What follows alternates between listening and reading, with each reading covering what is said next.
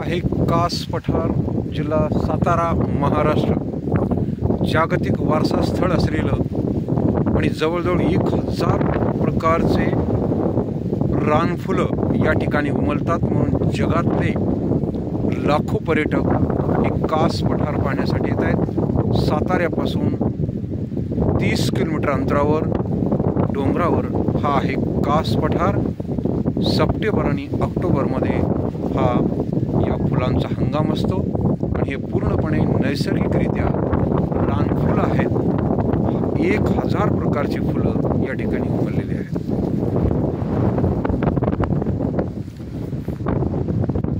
₹150 प्रवेश fees, entry fees भरून आपण हे कास पठार बघू शकता. याला 4 प्रवेशद्वार आहेत आणि आपण सप्टेंबर आणि ऑक्टोबर या 2 महिन्यामध्ये कास पठारावरील फुले पाहण्याचा आनंद घेऊ शकता. मित्रांनो, आज 28 सप्टेंबर 2025 रोजी आपण आलेलो आहोत कास पठारावर.